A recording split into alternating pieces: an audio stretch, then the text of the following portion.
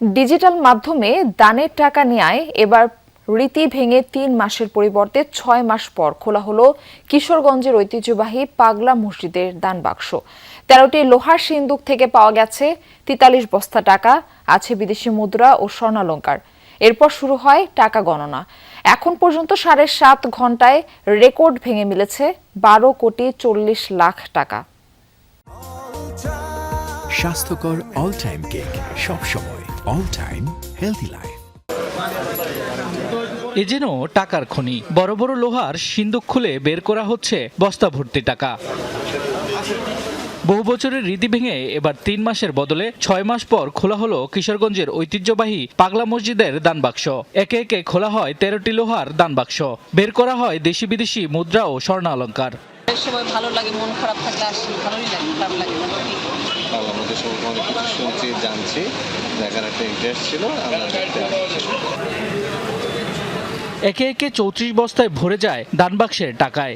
এরপর নেওয়া হয় মসজিদের দ্বিতীয় তলায়। সেখানে শুরু হয় গণনা। সাধারণ শিক্ষার্থী ও রূপালী ব্যাংকের কর্মকর্তা কর্মচারী সহ গণনার কাজে অংশ নেয় ৬ শতাধিক স্বেচ্ছাসেবী। নির্ভুলভাবে হিসাবের জন্য ব্যবহৃত হয় ইলেকট্রনিক মেশিন। আমাদের আইন শৃঙ্খলা বাহিনী, পুলিশ, র্যাব, ব্যাটালিয়ন, আনসার সহ শতাধিক নিরাপত্তা কর্মী কাজ করতেছে। মনের আশা পূরণে দেশ বিদেশের বহু মানুষ এই পাগলা মসজিদে দান করে থাকেন। এবার প্রথমবারের মতো ডিজিটাল মাধ্যমেও অনুদান জমা দেওয়ার সুযোগ রাখা হয়। এই পাগলা মসজিদে বিভিন্ন মানুষ থাকে, মানুষ আসে। তো আমরা আজকে আসছি। জেলা প্রশাসক জানালেন, দান থেকে প্রাপ্ত অর্থ প্রথমে রূপালী ব্যাংকের মসজিদ অ্যাকাউন্টে জমা করা হবে। পরে সেগুলো ব্যবহার করা হবে সামাজিক ও মসজিদ মাদ্রাসার উন্নয়নের কাজে। পাগলা মসজিদের জমাকৃত তহবিল থেকে কমপ্লেক্সের মাদ্রাসার ১৩০ জন এতিম ও অসহায় ছাত্রদের জন্য যাবতীয় খরচ বহন করা হয়।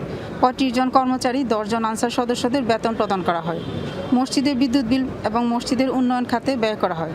এছাড়াও জমাকৃত টাকার লভ্যাংশ হতে কিশোরগঞ্জ জেলার দরিদ্র রোগীদের চিকিৎসার জন্য অনুদান প্রদান করা হয়। এর আগে গত বছরের ২৭ ডিসেম্বর খোলা হয় মসজিদের দান বাক্সগুলো। সেবার প্রায় ১১,৭৮,৫৩৮ টাকা নগদ অর্থ সহ মেলে বিপুল পরিমাণ স্বর্ণালংকার।